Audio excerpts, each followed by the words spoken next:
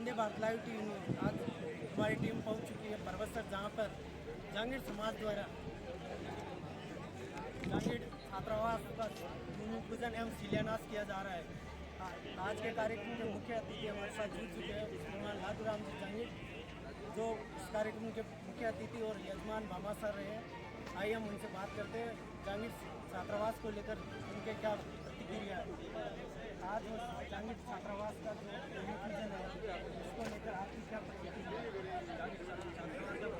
समाज के 10 साल से वेट करते हुए आज शुभ दिन आया है। परबतसर में छात्रावास से हुआ है, सब समाज के सहयोग से नेक काम किया गया। छात्रावास का पूर्ण निर्माण कब तक हो जाएगा? हम कोशिश तो करेंगे 12 महीने में हो, लेकिन कोशिश करने वाली कभी हार नहीं, कोशिश है 12 महीने पूरा करना।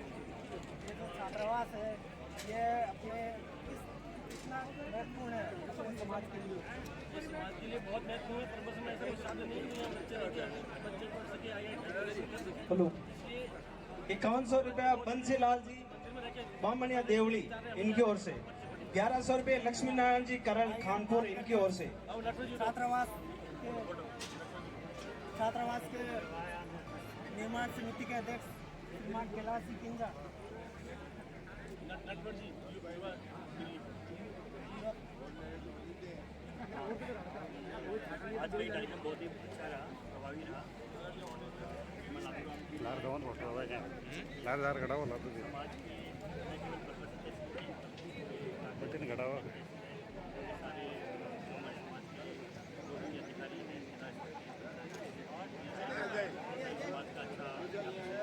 कुमार संग बना था फोटो खींचो पड़े दार गड़ा हुआ करना गड़ा हुआ हमेशा से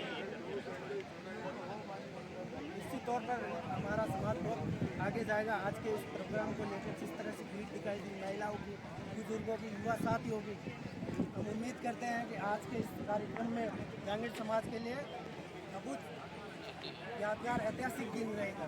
धन्यवाद। निवेदन है कि छात्रावास भूमि पूजन नियम का मुहूर्त शुरू होने जा रहा है, अतः सभी समाज बंधु मुहूर्त में शरीक होकर के विराजमान सभी जहांगीर समाज के बंधुओं, माताओं और बहनों, अभी एंकर साहब ने जो एक संस्कार की जो बात बताई है, आजकल अपने सनातन धर्म और हिंदू समाज में संस्कारहीन अपने परिवार अधिक से होते जा रहे हैं। जिस तरह से ये पहला का माता और बहनों का है कि अपने बच्चों को जिस तरह से संस्कार देने चाहिए वो संस्कार अपन नहीं देते। आजकल अपन अपने बच्चों से इस उम्मीद करें कि ये आज का आधुनिक युग है, मोबाइल हाथ में दिया और उसको ये मोबाइल देके इस तरह से करते हैं कि वो मोबाइल में खो जाता है। आजकल जिस तरह से बच्चा मोबाइल में खोता है, अधिकतम मोबाइल देखने के बाद बच्चे की जो स्थिति होती है मानसिक रूप से, वो आगे शिक्षा ग्रहण नहीं कर सकता। आप जब भी उससे मोबाइल छीनने की कोशिश करेंगे तो आप अपने उस बच्चे का चेहरा देखिए कि वो चेहरा किस तरह से आपकी तरफ देखता है। ऐसी कई घटनाएं हैं कि बच्चे से मोबाइल छीनने के बाद वो एक उग्र रूप से धारण करता है और आप पे आक्रमण करने की कोशिश भी करता है। ऐसी कई घटनाएं हो गई। माताओं और बहनों से, परिजनों से मेरा एक ही निवेदन है, उच्च शिक्षा के साथ देने से पहले बच्चों को ये मोबाइल की प्रवृत्ति है ये छुड़ाइए। मोबाइल की प्रवृत्ति ऐसी है कि उच्च ग्रहण शिक्षा करने से वो बाधक बनेगा और संस्कार लेने में बाधक बनेगा। मोबाइल पाश्चात्य देशों के संस्कृति जिस तरह से उनको ग्रहण की जा रही है, आप इंग्लिश स्कूल में बच्चे को डालते हैं प्राइमरी, और उसमें बच्चे को आप अपने घर पे पूछो कि 1 से 100 तक गिनती बोलिए तो शायद वो 1 2 3 4 5 10 तक की गिनती नहीं बोलेगा, वो 1 2 3 4 5 जरूर बोल देगा, किंतु उसको पूछो 5 बोलो तो 5 नहीं बोल पाएगा। तो ये अपने संस्कारों की प्रवृत्ति, अपन चाहते हैं बच्चा अंग्रेजी पढ़े तो अंग्रेजी के साथ साथ व्यवहारिक रूप से अपनी मातृभाषा का भी ज्ञान होना जरूरी है। जब तक अपने मातृभाषा में नहीं पढ़ेंगे अपना विकास नहीं हो पाएगा। अंग्रेजों ने जिस तरह से अपना नुकसान किया, मुगल काल में अपना सा जिस तरह से नुकसान किया, उन्होंने अपनी हस्तकला को और अपनी जिस तरह से सामाजिक रूपरेखा थी अपने समाज की, कर्म के क्षेत्र के अंदर अपने अलग अलग समाज, जांगीर समाज विश्वकर्मा भगवान की एक संतान है, उसके बिना हिंदू समाज के अंदर कोई भी शिल्प कला अधूरी है। आजकल आपके द्वारा ये शिल्प कला दूसरों के अंदर जा रही है और धीरे धीरे आपसे कम होती जा रही है। मेरा आपसे निवेदन है, कृपया आप अपने बच्चों को शिक्षा के छात्र अपनी कला भी सिखाइए। आपकी कला तकनीकी रूप से इतनी उच्च कलाकृति है जो वैज्ञानिक रूप से भी नहीं हो सकती। आप अपने बच्चों को शुरुआत में जो नाप और जो तकनीकी सिखाते हैं उसमें सीखने से बच्चे सालों लगा सकते हैं, किंतु ये एक गुण है, कर्म क्षेत्र का गुण है कि वो जिस कर्म क्षेत्र में पैदा होता है उसमें ये कर्म क्षेत्र जन्म से होते हैं, तो वो जल्दी आपका कला सीखता है।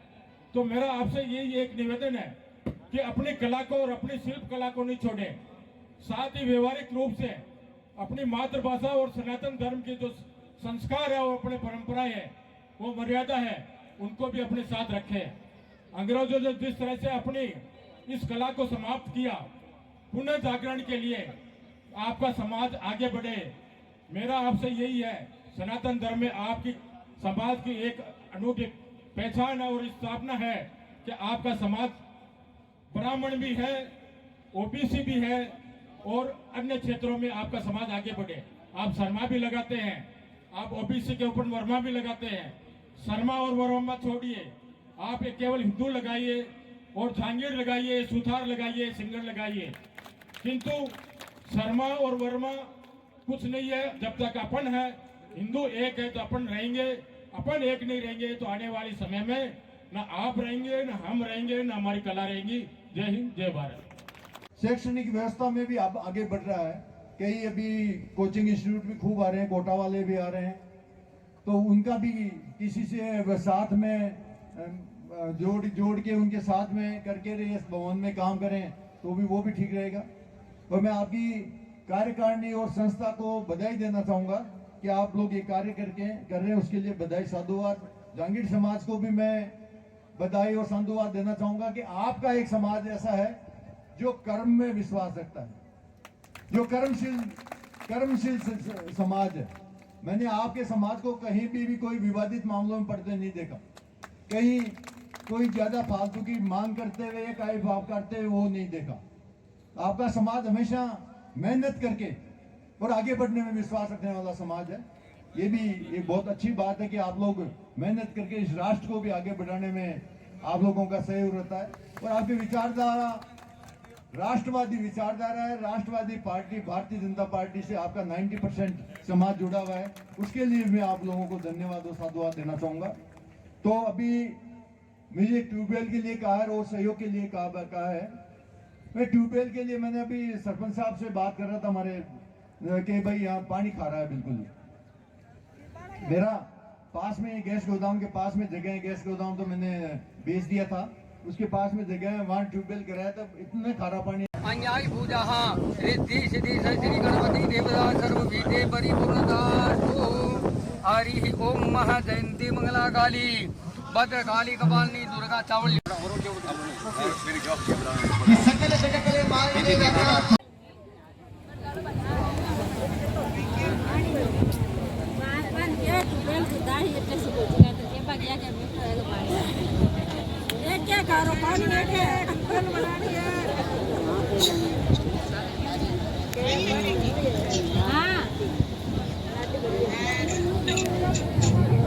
उद्बोधन की अगली कड़ी में मैं आमंत्रित कर रहा हूं श्रीमान नटवर जी खेड़ी। आपसे अनुरोध की कृपया आप आएं और इस सभा को संबोधित करें। श्रीमान नटवर जी,